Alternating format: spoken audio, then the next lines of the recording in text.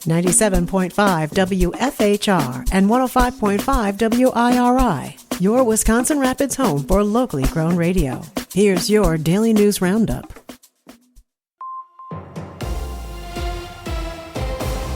For Civic Media News, I'm Connie Fellman.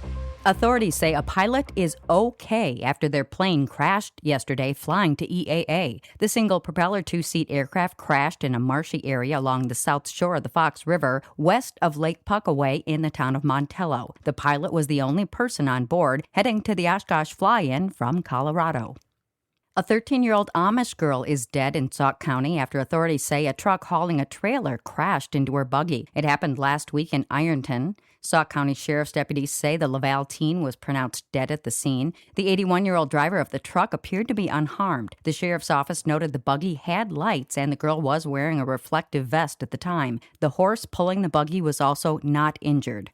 After months of investigating, fire officials say we may never know exactly what caused a massive fire in Green Bay during a record-setting blizzard last March. The Green Bay Area Metro Fire Department released an update yesterday on the Green Bay converting fire. They say the historic blizzard that dumped more than 2 feet of snow on the warehouse collapsed the roof, which certainly contributed to the blaze. Due to the extensive damage caused by the roof collapse and subsequent fire, investigators were unable to identify the specific ignition source, so the cause of the fire cannot be determined. High winds that came with the second-largest snowstorm in the city's history made battling the fire at the paper storage facility extremely difficult. It took emergency crews from nearly 20 agencies multiple days to get the fire completely under control. The Larson Road fire was the largest structure fire in Green Bay in nearly 30 years, destroying 320,000 square feet of company property. Gas prices are on the rise again after steadily dropping for about a month during diplomatic talks. Civic Media's Melissa Kay has the story. Average gas prices rose 12.2 cents per gallon over the last week, the average in the state on Monday landing at $3.78. This is 5.8 cents higher than a month ago and over 68 cents per gallon higher than this time last year. Officials at GasBuddy say the ongoing U.S.-Iran situation continues to weigh on markets, but soon the issue is going to be more about global refining capacity and less about crude oil. The Strait of Hormuz remains closed, and continued Ukrainian attacks on Russian refineries is causing more strain on an already strained supply picture. Crude oil approached $85 per barrel in Sunday night trading. For Civic Media News, I'm Melissa Kay. GasBuddy officials say price-cycling markets are likely to see another jump in prices in the days ahead.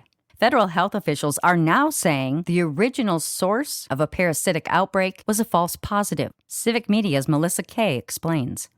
The Food and Drug Administration is now saying Taylor Farms lettuce may not be the culprit behind the large outbreak of cyclospora infections across the country. The FDA had previously announced that Taylor Farms lettuce from Mexico was tainted with the cyclospora parasite. The agency issued an update late Sunday saying the test result was a false positive. Their investigation into the large watery diarrhea outbreak is continuing. However, Taylor Farms continues to recall its shredded iceberg lettuce and salad kits that contain iceberg. According to Food Safety News, the recall includes Taylor Farms iceberg lettuce products distributed from June 29th through July 16th.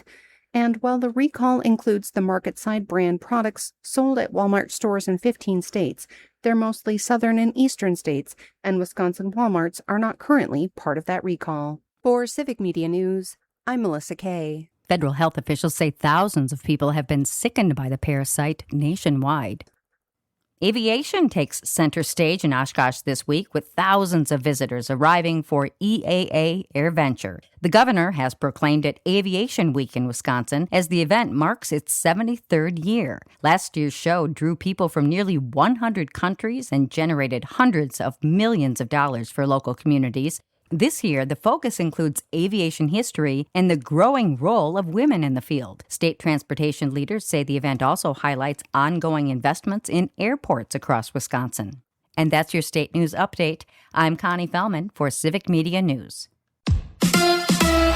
A home run for Coop. Hi, I'm Mike Clemens with sports, where the Brewers take on the Mets tonight. Brendan Sproat against the Mets lefty, Zach Thornton. The Crew beat the Mets 8-3 last night thanks to home runs by Andrew Vaughn, Joey Ortiz, and rookie Cooper Pratt, who says he'll always remember he got it off of former teammate Freddie Peralta. That's a cool one to get the first one off of for sure. I don't think I'll ever forget I hit my first one off of. I was there last year in spring training, and he was a pitcher, and I was a position player. I mean, he was super nice. So did a fan in the stands hold on to the baseball? No, it's in my locker. I thought I went in the bullpen. I was like, sweet, we got the ball. And then Shocker came up to me, hey, Coop, I need you to sign a bat real quick. College basketball, the Badgers' Nolan Winter in Madison at summer practice, back from surgery on his right ankle. It's been good. My ankle feels good. Every day, every week, we're progressing more and more with rehab and what I'm able to do. But all in all, the offseason's been really good. I've been in good hands here, and the ankle's feeling good. That's Wisconsin's Nolan Winter. With sports, I'm Mike Clemens. It is going to be sunny, breezy, a bit cooler, and a lot less humid today. Our high in the upper 70s to around 80 this afternoon. The wind out of the northwest gusting between 20 and 30. Tonight, mostly clear. We're going to drop to the low to mid 50s. Tomorrow, sunny with a high of 75. I'm meteorologist Sean Cable. That's your Wisconsin Rapids News Roundup from WIRI and WFHR, locally grown radio. Find more news anytime at WFHR.com and WIRI.FM. Subscribe to this podcast on Spotify, Apple, or wherever you find your podcasts.